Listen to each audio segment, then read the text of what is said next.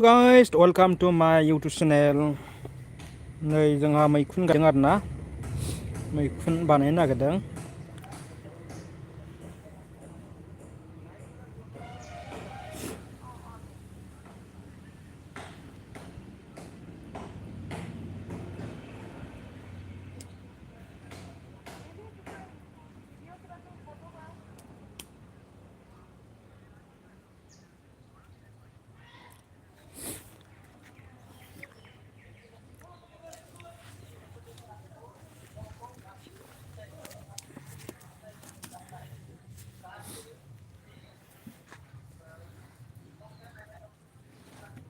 notification थाङाखै नामा नायलाय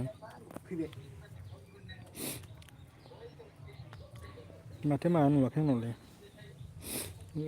सासे फैबाय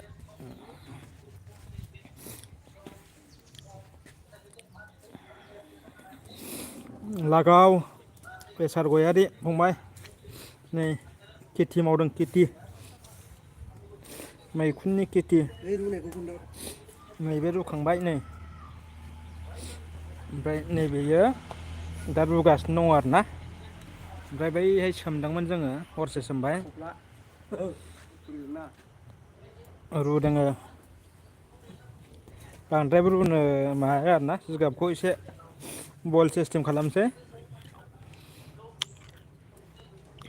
बरायबाय लोगोफोर हेल' नोंथांमोन नै एकबारे खामब्रें खुमब्रें जानानै दंजोबो आरोना गोजां बोथोरखाय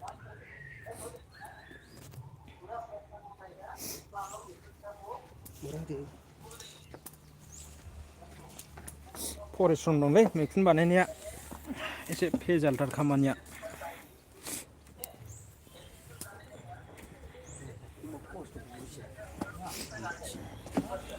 नैहाय सोमदोंमोन जोङो हरसे सोमबायब्रा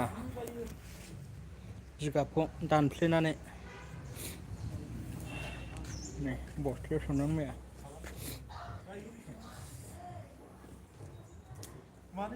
ओइ आलु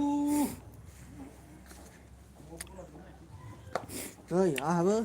क्लास लागासिनो फोरोंबाय ने इलाय खिथागासिनो अनलाइनाव सोलोंबावदों ने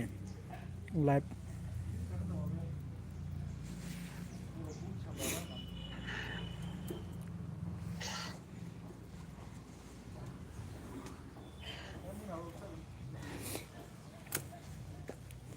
अर्गानिक मैखुन आरोना खुनु केमिकेल गैया बेहाय मुलि बाहाया जेबो नेचारेलि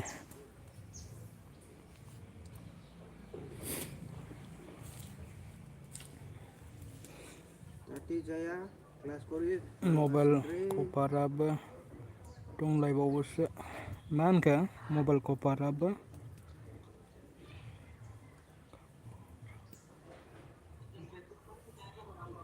औ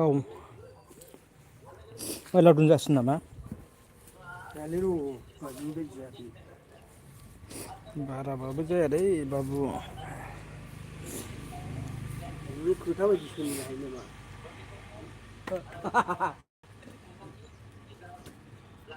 लावदुम आं दङ फंबाय ओमफ्राय नैहाय दङ आलासिफोर दंफैयो सेन्टाराव साथाम आलासिफोर दंफैयो आरोना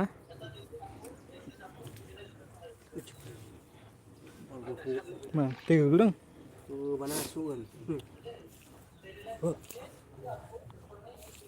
आरो जोयोबाथ' नों समफ्राम बायसखागोन दे ब्र दे सारदो दे आंबो लाइभखौ दोनथ'नोसै जोंनि सेन्टार दे बेयो लोगोफोर थेरापि सेन्टार बर' बाजार आरोना चिरां डिस्ट्रिक्टनि बर' बाजार